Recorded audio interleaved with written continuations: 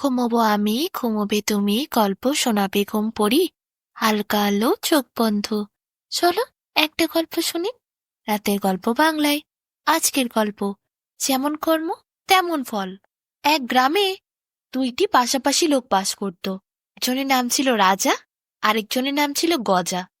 রাজা ছিল খুব বোকা, আর গজা ছিল খুবই চালাক। গজা সবসময় চেষ্টা করত কিভাবে রাজাকে ঠকানো যায়। একদিন কি হলো, গজা এসে রাজাকে বলল, রাজা ভাই, দেশে ব্যবসা বাণিজ্য ভালো চলছে না, চলো দুজন মিলে বিদেশে চলে যায়, সেখানে ব্যবসা করি, তারপর প্রচুর টাকা আয় করে আবার দেশে ফিরে আসব। গজার কথা শুনে খুবই খুশি হলো রাজা। সে তো রাজি হয়ে গেল। বলল, তোমার প্রস্তাব অতি উত্তম। দেশে যখন ব্যবসা বাণিজ্য ভালো চলছে না, তখন বিদেশে গিয়ে ব্যবসা করাটা ভালো। শুভ দিন দেখে ওরা দুজন বেরিয়ে পড়ল।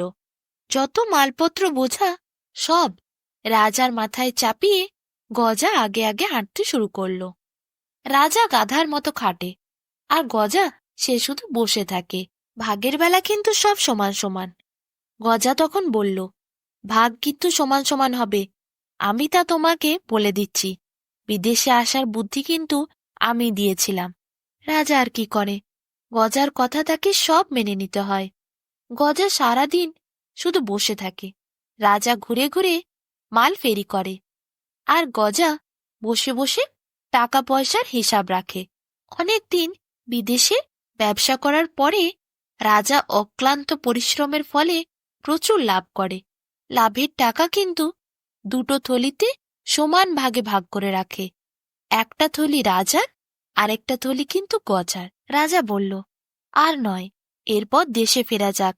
বিদেশে ব্যবসা করে প্রচুর টাকা উপার্জন করেছি, এরপর দেশে ফিরে গিয়ে কিছুদিন বিশ্রাম করা যাক। গজা বলল, ঠিক আছে, এবার ঘরে ফেরা যাক তাহলে। গজা আর রাজা দেশের উদ্দেশ্যে রওনা দিল। তাদের নিজেদের গ্রামের কাছেই এক বিরাট জঙ্গল আছে। জঙ্গলে ঢুকে গজা রাজাকে বলল, রাজা ভাই, বিদেশ থেকে সব টাকা আয় করেছি কষ্ট করে, গ্রামের বাড়িতে নিয়ে যাওয়া সেগুলো ঠিক নয়। চোর ডাকাতের ভয় আছে, তাছাড়া আত্মীয় স্বজনদেরও তো চোখে পড়বে। গজার কথা শুনে রাজা বলল, তা তুমি কি করবে বলো?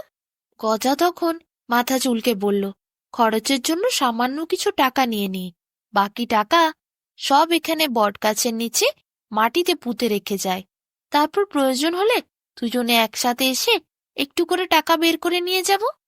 গজার প্রস্তাবে রাজা রাজি হয়ে গেল। সে এমনিতেই খুবই সহজ সরল মনের ছিল। প্রথমে তারা দুজনে সামান্য করে টাকা বার করল থলির থেকে। বাকি পুরো টাকাটা থলির মধ্যেই ছিল। বিরাট বটগাছটির নিচে একটি গর্ত খুঁড়ল তারা। তারপর সে গর্তের মধ্যে টাকার থলি দুটি ঢুকিয়ে মাটি চাপা দিয়ে রাখল। এরপর রাজা বলল, জায়গাটা চিনে আসতে কোনো অসুবিধে হবে না তো পরে? গজা বলল, না না, এই বটগাছটাই তো নিশানা রইল। এই জঙ্গলের মধ্যে আর তো কোনো এত বড় বটগাছ নেই।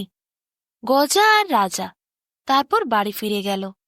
রাজার মনে কোনো চালাকি ছিল না, তার মন সহজ সরল ছিল, অত বুদ্ধিও ছিল না। সে বাড়ি ফিরে এসে নিজের কাজে ব্যস্ত হয়ে গেল।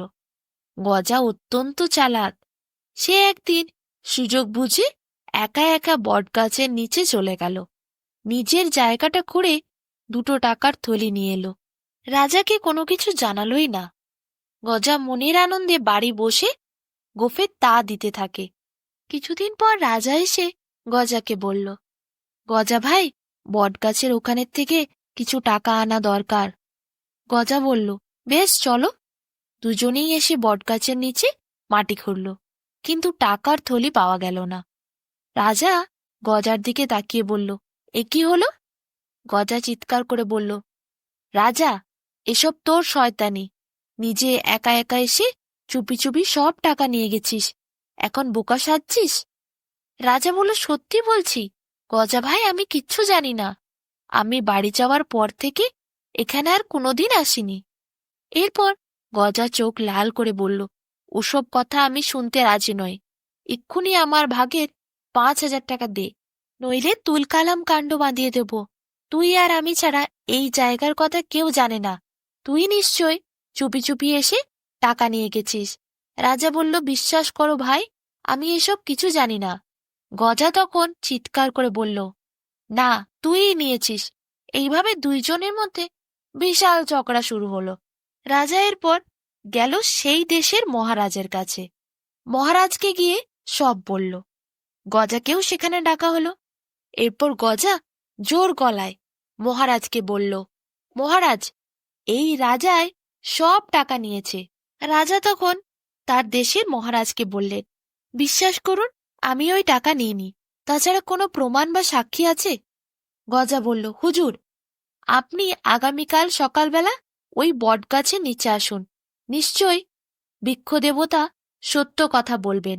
ওই রাজা ছাড়া এই কাজ কেউ করেনি। রাজা কোনো কথা বলল না আর। অপমানে দুঃখে তার চোখ বেয়ে শুধু জল নামছিল। গজা তখন চিৎকার করে বলল, ওসব কান্না দেখে আমি ভুলছি না। বেটা, বোকা সেজে থাকিস, তুই একটা পাক্কা চোর। তখন মহারাজ বললেন, ঠিক আছে, তোমরা দুজনে যে যার বাড়ি ফিরে যাও। আমি আগামীকাল সকালবেলা সেই বটগাছের নিচে যাব। সেখানেই কথা হবে। বৃক্ষ দেবতাকে বলবো, দোষী যে হবে আমি তাকে শাস্তি দেব। রাজার গজা এরপর যে যার বাড়ি ফিরে গেল। গজা বাড়ি ফিরে এসে নিজের ছেলে চাপালকে বলল, তোকে এক কাজ করতে হবে। রাত থাকতেই জঙ্গলে যেতে হবে। জঙ্গলে গিয়ে একটা বিরাট বটগাছ দেখতে পাবি। সেই বটগাছে একটা কোটর আছে। রাত থাকতেই তোকে সেই কোটরে লুকিয়ে থাকতে হবে। সকাল হলে আমাদের দেশের মহারাজ যখন আসবেন, তার লোকজন নিয়ে ওই রাজা বেটাও যাবে, আর আমিও যাব। তখন যখন মহারাজ জিজ্ঞেস করবে, হে বৃক্ষ দেবতা, বলুন কে অপরাধী, তুই তখন কোটরের মধ্যে থেকে লুকিয়ে লুকিয়ে বলবি, সব টাকা পয়সা ওই রাজাই নিয়েছে। আর কোনো কিছু তোকে করতে হবে না, ওই কাজটি তোকে করতে হবে। গজা তার ছেলেকে যেমনটি বলল, তার ছেলেও তেমনটি করার জন্য রাত থাকতে থাকতে বেরিয়ে গেল। জঙ্গলে গিয়ে বটগাছের কোটরে লুকিয়ে থাকল। পরের দিন যখন মহারাজ সেইখানে গিয়ে উপস্থিত হলেন, রাজা গজা দুজনেই গেল। দেশের মহারাজ প্রথমেই বটগাছকে প্রণাম করে জিজ্ঞাসা করলেন, হে বৃক্ষ দেবতা, বলুন, রাজা গজা এদের মধ্যে অপরাধী কে? গাছের কোটর থেকে তখন গজার ছেলে বলে উঠল, ওই রাজা বেটাই অপরাধী। ওই একা একা এসে সব টাকা সরিয়ে নিয়ে গেছে।